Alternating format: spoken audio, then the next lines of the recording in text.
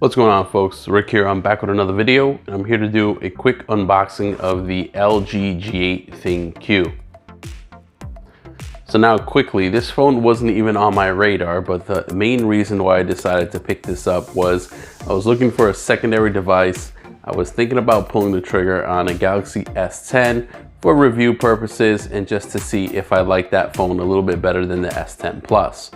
Now, when doing my research, I came across the LG G8. Now, in regards to the Galaxy S10, you're comparing apples to oranges. This is supposed to be LG's flagship, but I don't know what's been going on with the company lately. They've just been making devices that don't really stand out in the crowd. However, when LG first decided to launch this phone, it was going to sell for about $899, I believe, or somewhere like $829, something in that price range, where it was in Galaxy S10 price range and it had a few things going against it. So now this has 6 gigabytes of RAM compared to the 8 gigabytes of the Galaxy S10. It still has a notch on the front compared to the S10's hole punch notch. And there's only one storage option of the 128 gigabyte storage. Now you can get a micro SD card, so that really wasn't a big deal to me. But the fundamental reason why I decided to pull the trigger on this, I purchased a T-Mobile variant. The fundamental reason why was LG right after this phone launched, they dropped the price like right off the bat, and that's something that I haven't seen LG do. They usually wait like 2 or 3 months to see if the phone's not selling that well, and then they'll go ahead and do a large price drop. Now, I don't know if LG saw a lot of the pre-reviews that were out from a lot of the larger YouTubers out there. Basically, I don't want to say bashing the phone, but basically saying that this phone doesn't come out with anything new and innovative other than a couple of parlor tricks that it has, and we'll talk about that during the unboxing. But anyway, they dropped the price substantially right off the bat, which I've never seen. So it went from $829 to $699, which is a huge price drop. And this T-Mobile variant that I have here, it's actually $619 paid in full. So if you want to purchase it outright from T-Mobile, you can get it for $619, which is a pretty good deal for this type of phone. So now when you're paying $619, which is like high-end mid-range phones, kind of like OnePlus and phones in that category, and you're coming with the latest processor, amazing cameras, things of that nature. Now, at this price point, this is a compelling product to go ahead and pull the trigger. So I recommend you guys look at the T-Mobile version. It's the cheapest one out there right now for $619. In addition to that, if you have an older phone to trade in, whether it's a G6 or a G7, T-Mobile's also offering you I believe like $200 to $300 off. I have a G6, so I'm going to trade that in, get another $200 off. So I'm really going to be paying like $300 and change for this phone, which is amazing price for the money. I still don't like the way T-Mobile works with their trade-ins. They give you bill credit and they rope you into holding on to the phone for 24 months. So you stay with them. It's kind of like forcing you into a contract, even though it's not a contract. So, but anyway, enough rambling about T-Mobile. Without further ado, let's get into the unboxing of the LG G8. Now, I did have the G7. I actually used it for quite some time, and I did enjoy it. You know, you got used to the notch a little bit. And one of the main reasons why I've decided to explore other options other than Samsung is the Galaxy S10 and the S10 Plus's fingerprint scanner is just driving me nuts. I've completely disabled it. I do use Face Unlock, but Samsung's Face Unlock is very easily fooled, and it's really not a secure way to lock your phone. And just, I don't care how many tricks and tips are out there, the fingerprint scanner is it's just not ready for the masses as of yet. And that's why I even explored options of the S10e, because it had that the old school fingerprint scanner, which works great almost every single time. Okay, so without further ado, let's open this up. Okay, so typical LG fanfare here. You have your LG cleaning cloth. Let's put that to the side. And here you have the LG G8. Let me zoom out a little bit. So you have your LG G8. Comes with air motion gestures, hand ID, Crystal Sound OLED, and a Google Assist button. So real quick, let's just kind of discuss some of these topics right here. Air motion is some of their parlor tricks of their kind of like little niche to say, well, this is the reason why you should upgrade from a G7. So basically air motions, they're like these motions that you hold your fingers like this, and you could turn volume up and down and go into a couple of apps. It's probably something that you'll probably use once or twice to show your friends and never use it again. And then hand ID, from what I've been seeing online, it's really finicky and hard to use, but apparently this reads the veins in your hands as well, and it could actually unlock your phone through hand ID.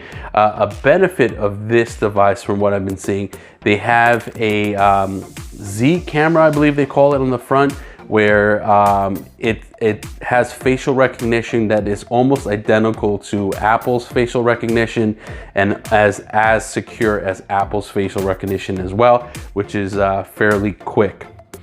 And it has an OLED display. So a lot of the LG phones, their older flagships had LCD displays, and it's actually an OLED display. And I'm not a big fan of Google Assist button, even though I do prefer Google Assist over something like Bixby.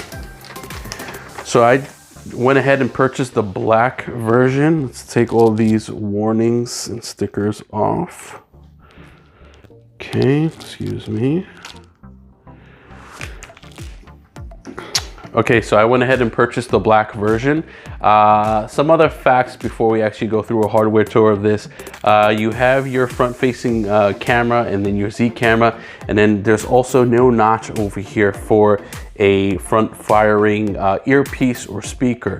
Now, this is the case because they have something similar to bone induction technology, where you could just put the whole front half of the device up to your ear, and it acts as a speaker through, like I said, similar technology to bone conduction. The whole top half of the screen will work as a speaker. Haven't tried it yet. I'm looking forward to seeing what that's about. Okay, so let's do the hardware tour. So right here to the right of the device, you have your power button, and then I believe you have your SIM tray and micro SD card slot. Over here to the left of the device, you have your volume up and down buttons and your Google Assist button. I'm not sure what this is here, so we'll have to go back to that. On the bottom, you have your 3.5mm headphone jack, microphone, USB Type-C port, and an additional speaker grill. So this does have something similar to last year's what do you call it, like that boombox speaker where you could put it down on a table and it'll resonate sound.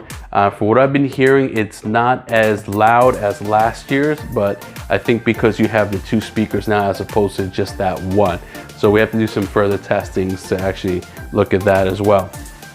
On the back, you have your two cameras. You have your wide angle camera and your standard camera, and you still have a proprietary fingerprint scanner and your LED flash over here. Now, like I said, I don't think the technology is there yet for the in-display fingerprint scanner. I just think it's really slow, and for it to catch on and a lot of people to use it on a regular basis, it has to be just as fast or just a tad bit slower than a regular fingerprint scanner, and it's just really not there yet. I'm hoping with the advent of the Note 10, they might be able to work on that technology, but as of now, I just don't think it's worth spending $1,000 on a flagship phone and not having your fingerprint scanner, which is something that you use the most, just not work. And it's just so frustrating with the S10. That's why, again, I'm looking at other options. So if you could have a Snapdragon 855, you could have the latest processor, you could have an OLED display, you could have a standard fingerprint sensor, wide angle lens, standard lens, and as well as have facial unlock, which is on par with iPhone. This is definitely something to look at this price point. So now this is what LG has to make it stand out. I saw a lot of reviewers saying that, man, it's a great phone, but compared to the competitors, it's just not on par. But at this price point, I think it is, because you don't have any phone at this price point that has so many specs that are flagship specs. Granted, is the design a little bit bland? Yeah, it is. But at the same time, if the phone just works the way it's supposed to, it's a good phone. It does everything that you want with ease, and you're paying $619 compared to even Samsung's cheapest offering, which is the Galaxy S10e. I did purchase that. I used it for a while. I actually didn't like it for one major flaw. It was just too small for me. Coming from a S10 Plus and a Note device, it was just a tad bit too small for me, and this I think really hits that sweet spot. Okay, so let's do the first boot up. So there you go, you have your LG branding.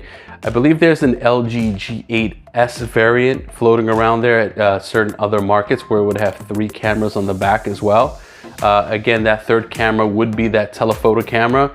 So for me, that wasn't a major deal to have that omitted.